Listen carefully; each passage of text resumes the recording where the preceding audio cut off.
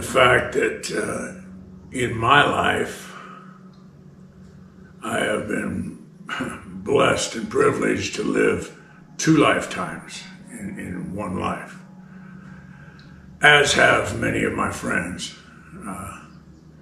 And it is truly a blessing. I believe it's the reason we were here. We're born to be reborn. And by that I mean, what do I mean by that? I mean,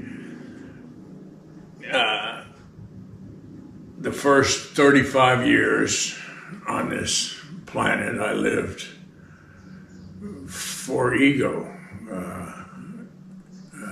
And it was very painful, difficult trek. It really was. It was hard. And so hard that it broke me eventually. It broke me in 2. Thank God. Thank God. When I say led by ego, I don't just mean the more blatant, the arrogant and bragging and showing off type of ego, though I certainly was guilty of that. But ego means self, and the selfish, self-centered way of living.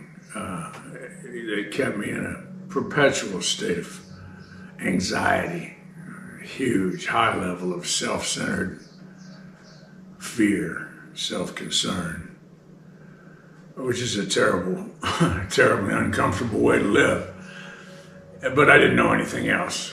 You know, we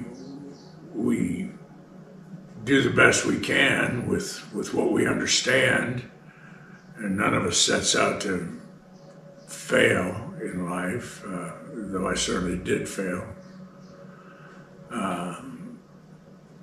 And I'm okay with that. Perfectly grateful that I failed. Grateful that I've hit a hard enough wall that I had to stop and throw my hands up. So yeah, and the change that took place once I stopped, admitted complete defeat, and reached out for some help. The change that came about was truly miraculous. Could be, and I do describe it as being reborn. Totally different man, new man emerged from the wreckage of my previous life. Thank God, thank God. Yeah, I went to church, and I'm not a church guy, but I went to church toward the end of my self-will run riot years, the period of living for my ego. I went to church because my alcoholism, I had become alcoholic, and my drinking was so out of control, and I tried to manage it and deal with it, and got so desperate I thought, I need some help from something bigger than myself, maybe God, and I didn't know anything about God, or really, I certainly didn't have any faith. But when I went looking for God, where do you go? You go to church. I went to church, but I was not. And they told me in church that God can deliver you from this drinking. God can heal you and give you a new start, new life. I said, sign me up. I'm down for that, but what do I do? And what they were telling me was true. What they were telling me was absolutely correct. You need to turn your life over to God, and He will take over, and He will heal you and remove this drinking out of your way, and you can get on and begin to live better. True enough. What do I do? Well, get on your knees and say this prayer, and come up to the front here, and we'll pray with you. Okay. I did that, and these were good people. I'm not in any way disparaging anybody or anybody's church or anything like that. These were very fine people, and they meant well, and they were telling me the truth. But when I got up from saying that prayer and walked out the back door of that church, guess who was running my life? It wasn't God, it was me.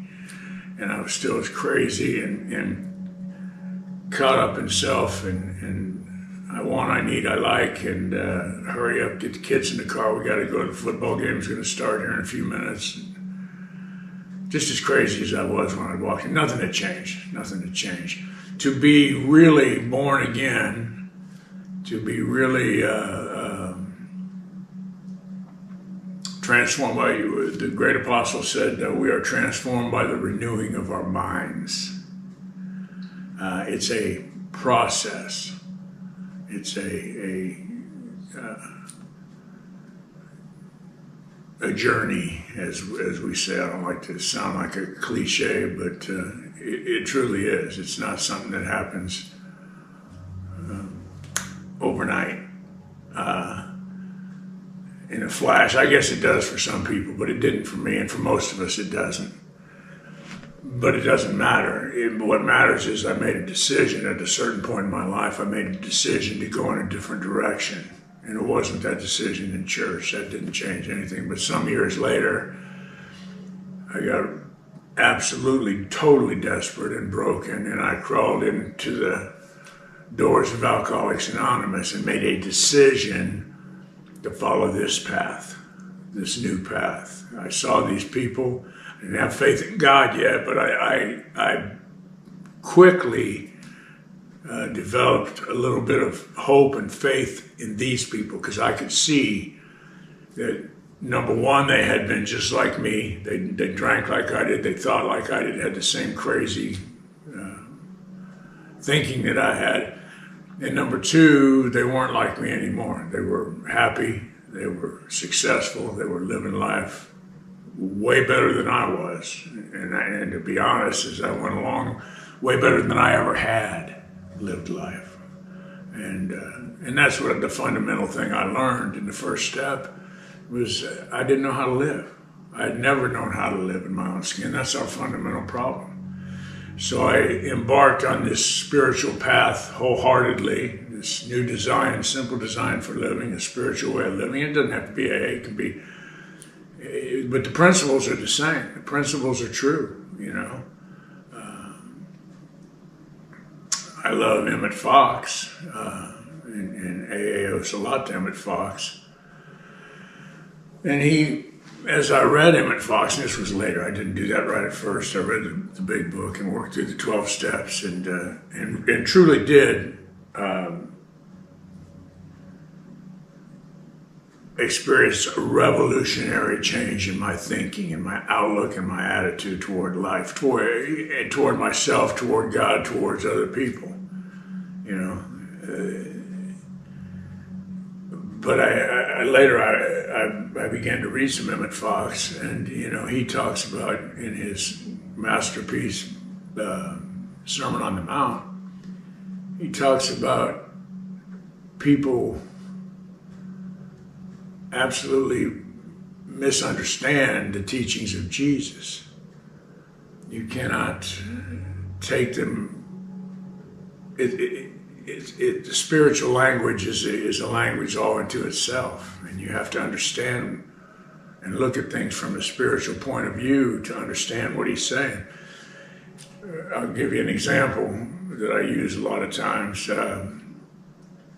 When I was sitting in church in those years that I went to church, again, I kept getting drunk. Nothing was really, that's not where I found God or where I was born again.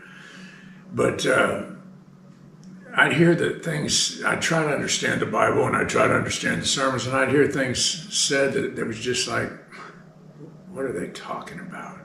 And I'd try to pretend like I understood it and pretend like I believed this stuff, but it was totally baffling, really. An example, you know, if somebody takes your coat, give them your shirt also. It's like, what? Why would you do that? That's the dumbest thing I ever heard. That doesn't even make sense. if somebody, and what he meant, and later after I had come in and made a decision to change the way I was living, adopt a spiritual way of life, and I didn't even know that's what I was doing in the beginning, but that is what I was doing. Picked up this new design for living, picked up this kit of spiritual tools they laid at my feet and began to apply them in my life. And the change began to take place. I'm sitting at my desk one morning and I'm reading, starting to look into the Bible again during my meditation, read a few verses, and that came on that one. And it's like, oh yeah, that makes sense perfectly. I understood it. You got to give you a new coat, a new shirt. It's totally unimportant. What is important is that you don't get the resentment. You don't get resentful and hateful about it. Let him have the coat, let him go. You keep your peace of mind, the channel with you and your higher power open, because that's what matters. All the coats and shirts you need will be provided. It's like, yeah, that makes sense. But you only understand it when you're looking at it from the right angle.